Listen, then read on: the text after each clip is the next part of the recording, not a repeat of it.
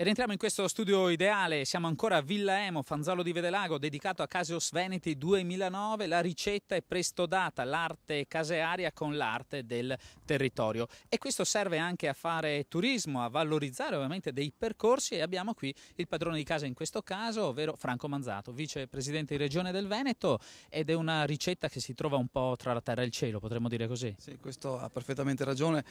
Siamo di fronte alla promozione di prodotti di altissima qualità lattiero-caseari, ma siamo di fronte anche a una villa veneta. È un connubio importante tra turismo e prodotti tipici che non solo in questa occasione ma anche il prossimo anno saranno veramente molto evidenziati. Proprio da Villa Emo di Vedelago che ci sono due altri appuntamenti importanti dove Manzato e Regione del Veneto è protagonista proprio per valorizzare il nostro territorio. Mi riferisco intanto all'appuntamento del 10-11 ottobre, proprio mentre andiamo in onda, con questo Guinness della Salamella che da gioco è diventato un motivo di valorizzazione, un Guinness al Gran Suino Padano DOP tra l'altro. Sì. Io penso che anche questi tipi di manifestazioni possano evidenziare due fattori: uno il territorio, la cultura dell'accoglienza e soprattutto una produzione, la carne veneta, la carne di suino veneta, che deve essere posta in evidenza come qualità verso il consumatore. Ma il 17 e il 18 ottobre proprio a Treviso cosa succede? Ecco, lì invece abbiamo organizzato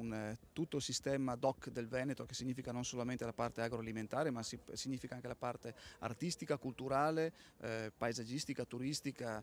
Tutto ciò che è eccellenza del Veneto verrà concentrato in un'unica città, in questo caso la città di Treviso, con delle testimonial importanti, e il prossimo anno sarà a Padova, e poi ogni città, grossa città del Veneto accoglierà il sistema Veneto, e attireremo tutti i visitatori a livello nazionale e anche internazionale in un unico territorio per degustare e guardare, ammirare le bellezze del Veneto. E di questo ne sentiremo parlare anche nel prossimo servizio, che ci porta un po' più nei particolari di questa iniziativa di Regione Veneto. A tra poco. Vivere in un solo weekend, concentrate in un unico luogo tutte le sfumature e le esperienze che il Veneto può offrire, per conoscere una varietà che ha pochi eguali in Italia e nel mondo. È questo l'obiettivo di Veneto tra la terra e il cielo, manifestazione che sarà realizzata per la prima volta a Treviso il 16, 17 e 18 ottobre prossimi, e che è destinata a trovare spazio ogni anno in una provincia diversa del Veneto. A spiegarci perché la prima città scelta sia stata Treviso è il primo cittadino Giampaolo Gobbo. Credo che appunto Veneto tra terra e cielo abbia trovato quella culla che è la città di Treviso che storicamente ha una cultura plurimillenaria, e quindi credo che proprio da Treviso si possa partire. E la marca dei 100 prodotti certificati si è messa in moto. Per l'occasione Treviso sarà suddivisa in 7 quartieri che corrispondono alle 7 province regionali, ognuna delle quali presenta le proprie specialità. Treviso e la marca producono tantissimo, hanno una qualità eccezionale di prodotti, ma anche una qualità di vita che è ancora a misura umana, per cui credo che sia importante questa manifestazione. Un progetto nel quale la Regione ha investito 250.000 euro attraverso l'assessorato al turismo. Un progetto nato per promuovere a livello nazionale il territorio, partendo dalle eccellenze enogastronomiche e proseguendo con gli spettacoli e i testimonial locali. Treviso dunque sarà per 3 giorni la vetrina di pregio del Veneto. Del resto per il Veneto e per Treviso è passato il mondo, il Veneto e Treviso è andato nel mondo. Non ricordo l'industria, ma ricordo anche la nostra immigrazione, quindi è tutto quello che è anche la qualità che è stata esportata, ma anche la qualità che si è importata, per cui Treviso come vetrina di questa grande manifestazione, che è una manifestazione ovviamente a livello di tutto il Veneto. I colori di una regione, le ricchezze della sua terra, la cultura del suo popolo. Tutto questo è Veneto tra la terra e il cielo, a Treviso il 16, 17 e 18 ottobre. Il ministro Luca Zaia a Villa Emo per questo Caseos Veneti 2009, una manifestazione ovviamente che lei ha nel cuore. Beh, assolutamente sì, è iniziata durante il mio mandato in Regione, è stata ovviamente esaltata in questi anni, e quindi è la volontà di essere qui a testimoniare questo grande lavoro che fanno i nostri produttori veneti, perché sono dei produttori eccezionali non solo di derrate alimentari ma anche di tutela dell'identità dei nostri territori. Oggi lei ha sottolineato ovviamente che si giocano guerre importanti, battaglie importanti per quanto riguarda il latte. Bisogna rimanere coesi, il governo è dalla vostra parte. Beh, sicuramente il governo è dalla parte della produzione, ma il governo che ha oggi coscienza, a differenza di prima, del fatto che la produzione è una produzione identitaria che ha altri valori oltre a quelli economici, che sono quelli della storia, della cultura, della tradizione delle comunità che si esprimono poi con le produzioni dell'agroalimentare. E quindi per noi oggi la vera strategia è quella di difendere l'origine dei prodotti, quindi chiedere all'Europa che ci permetta di mettere l'origine in etichetta. E se dico pirateria agroalimentare?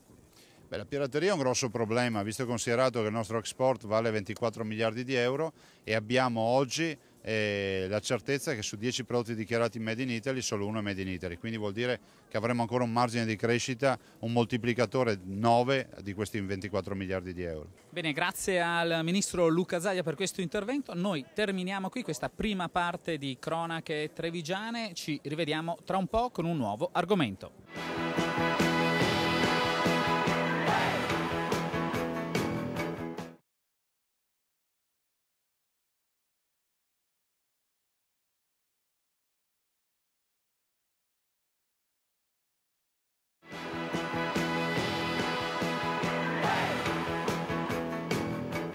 Rientriamo in questo studio ideale di Cronache Trevigiane dedicato al marrone del Monfenera e siamo proprio a Pederoba per testimoniarvi che è di nuovo la stagione di questo frutto della terra. E siamo assieme al sindaco di Pederoba, Raffaele Baratto. Allora, grazie dell'accoglienza. La tensione prima dell'inaugurazione di queste iniziative è sempre alta perché c'è davvero tanta gente che lavora sindaco e tutto deve andare per il verso giusto. Sì, quest'anno in particolare io vi ringrazio innanzitutto voi per essere venuti qui a trovarci, perché credo che sia anche merito vostro se le nostre manifestazioni vengono conosciute al di là del nostro territorio.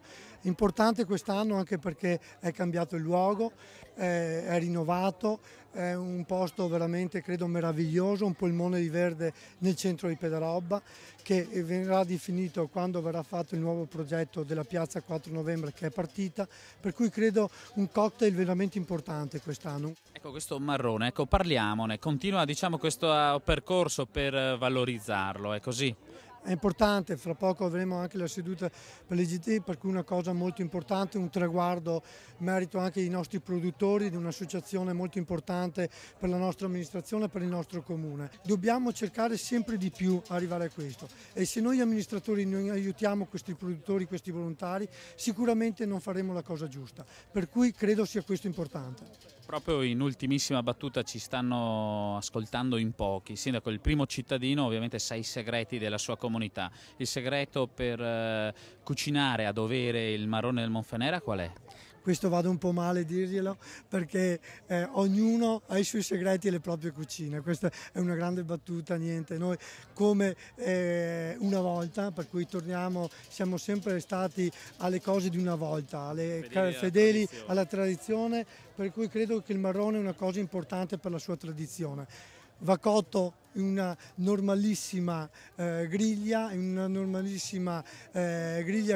a fuoco forte, per cui noi invitiamo, però è la pasta del nostro marrone che è buono, è la qualità del territorio che fa buono questo prodotto e io invito veramente tutti a venirci a trovare. Io ringrazio davvero questo intervento del sindaco di Pederoba, ve lo ricordiamo, questa manifestazione andrà avanti fino al 25 ottobre, noi intanto ci fermiamo qui, un servizio di Cronache Trevigiane e poi ancora tanti marroni del Monfenera, tra poco.